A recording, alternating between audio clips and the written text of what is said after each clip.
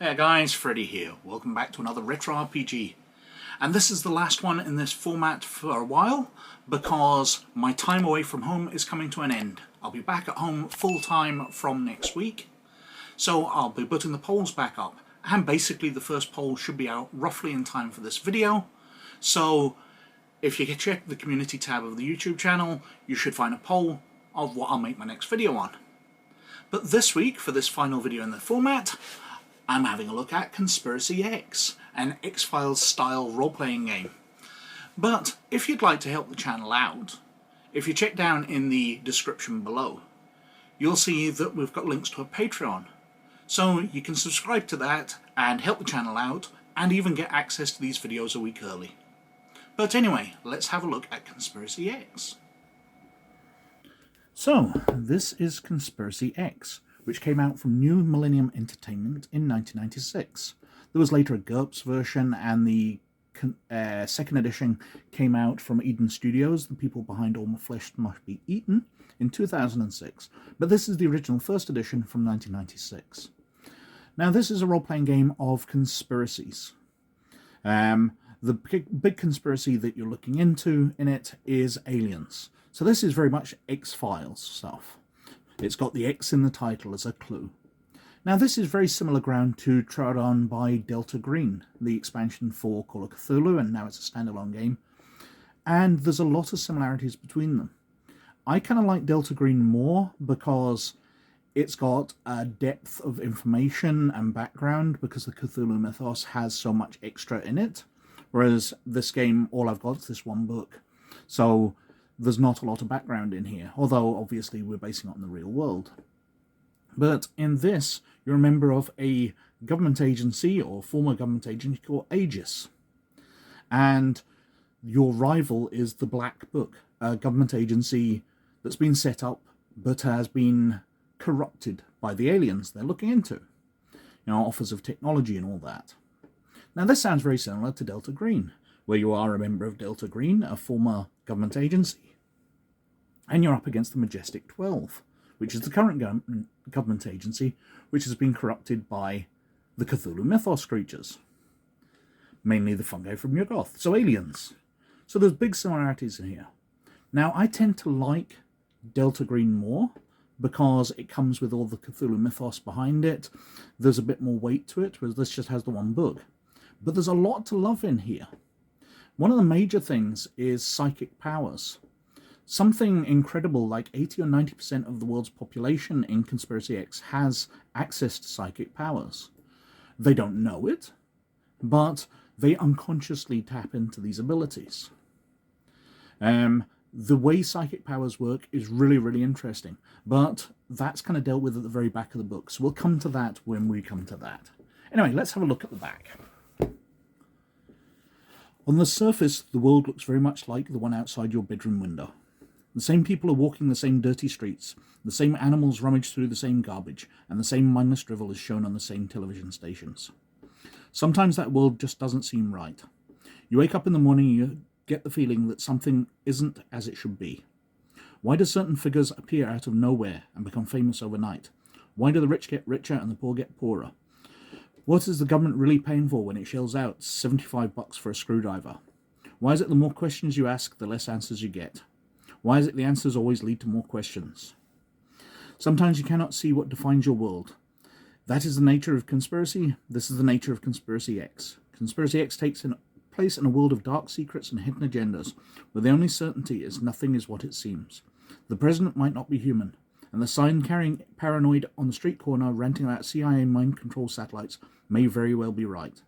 In other words, a world just like yours, if you could see beyond the lies. Conspiracy X, pray it's only a game. Now, I find it amusing that New Millennium Entertainment used the NME acronym, which is obviously the New Musical Express magazine, which has been around since the 60s. Just seems like a weird overlap.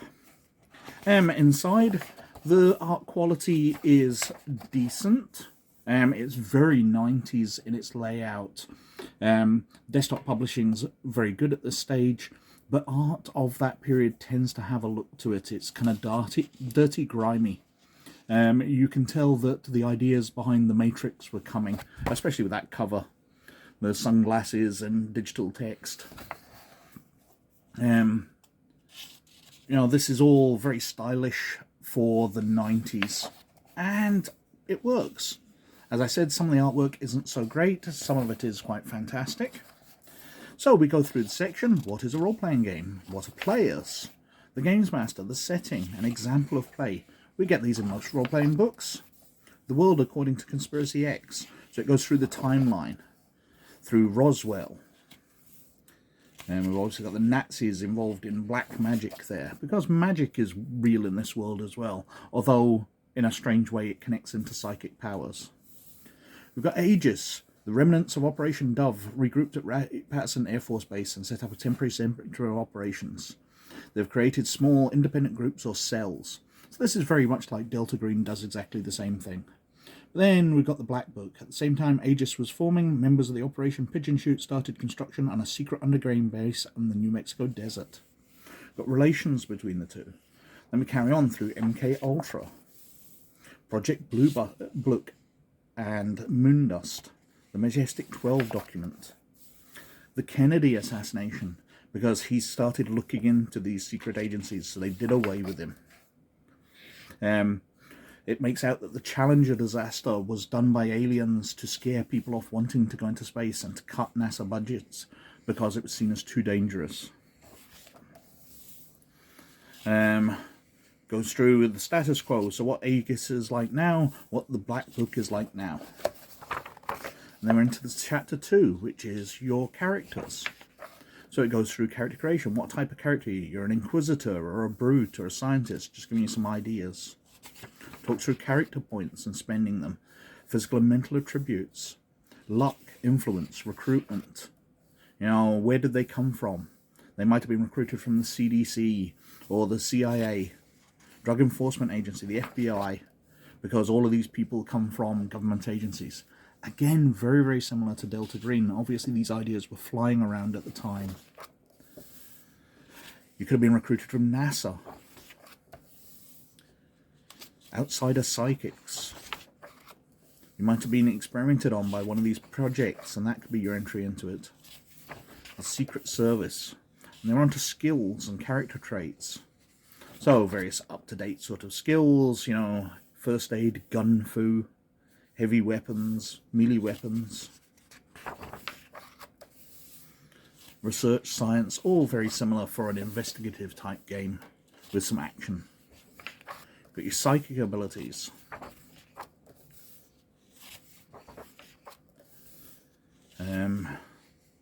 Various things here, advantage, disadvantage, you're ambidextrous, you're a deep sleeper, you've got distinguishing mark, animal animosity, empathy.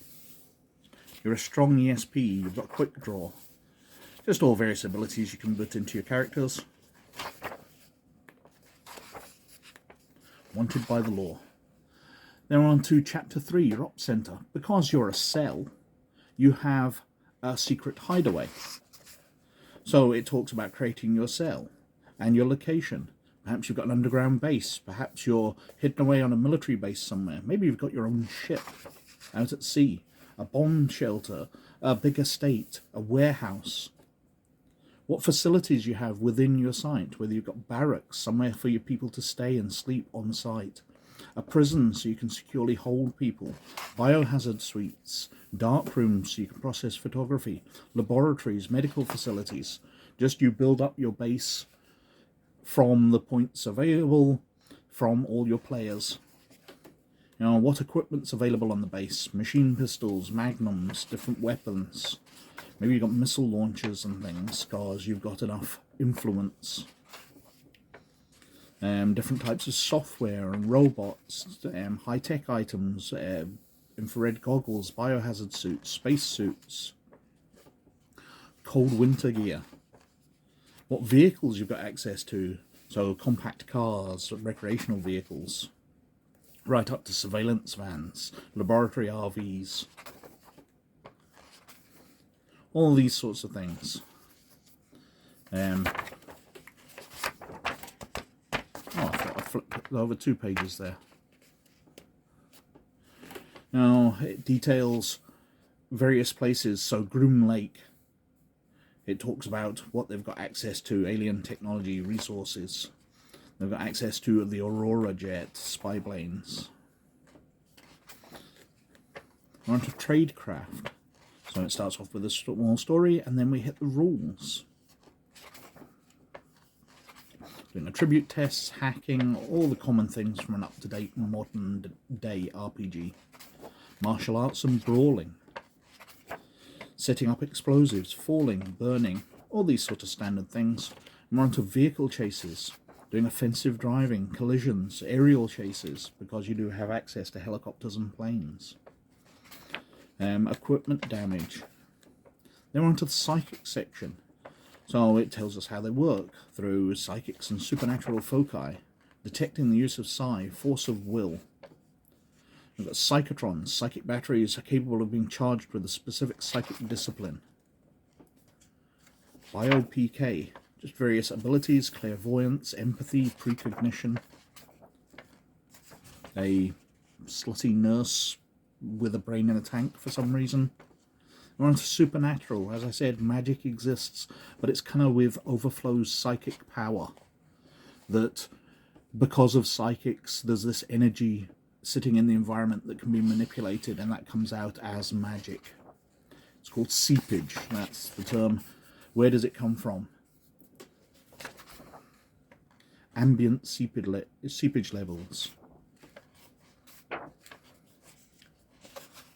Supernatural corruption, forces of corruption, psychic voids, telepathic illusions, going through what phenomena. You can get teleportation, poltergeists, you can do different rituals, you know, banish spirit of the dead, infection, ritual incarnate infection. They're onto the aliens themselves. So you go through the Hermes system, Aegis codename for their secure communications network and database system, what you can get access to. It's got a series of sort of summary reports. Grey association with the Black Book. Nanotechnology. Saurian. Atlanteans. We've got various types of aliens here. Now on to the games mastering section. Talking you through how to make up a Conspiracy X campaign. And just general stuff, you know, sketch out the world, establish scenes. Hooks. Creating the settings. GM background on the Black Book, detailing them out. There's some clues for things, you know, Aegis versus Supernatural, Aegis versus Zealots, Aegis versus the World. Talks you through background on extraterrestrials and their things.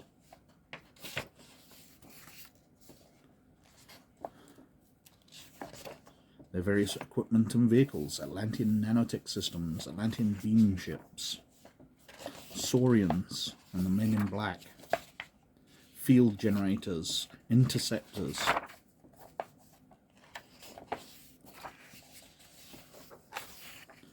Just going through the other sections and giving extra information for the Games Master.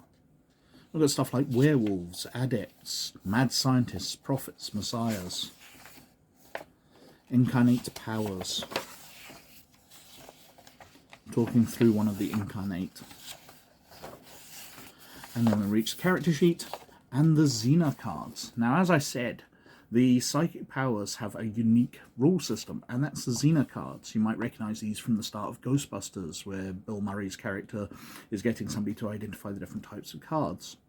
Well, as you get psychic powers in Conspiracy X, you draw more of these cards, but you have to predict a symbol.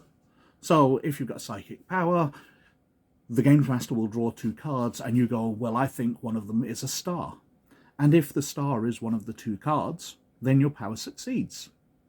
Now, obviously, as your power gets higher and higher, 3, 4, then you're standing much more chance of succeeding than it is with 1.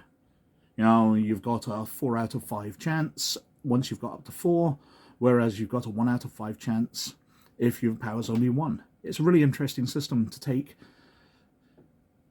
a real-world action that you're guessing it and randomizing it. It is basically rolling a dice after a fashion, but a fun way of doing it. I really do like that. And then on the back, we've got an advert for the Conspiracy X newsletter, Bodyguard of Lies. So that is Conspiracy X. There's a lot to like in there. It's full of really interesting ideas. I do feel like there was a glut of these games coming out, and it's just a matter of whether you would like stuff like the Conspiracy of the Cthulhu mythos, and you'd go for something like Delta Green, whether you're looking for a more X-Files experience, so Conspiracy X would suit you better, or whether you're wanting to use one of the various games where it's more based in the world of darkness and there's fantasy and magic, whether you're using something like Sorcerer that I covered a couple of weeks ago. But anyway, I think I've whittled on for quite long enough, so thank you very, very much for watching. But most of all, as always, you look after yourselves, and I'll catch you later. Bye now.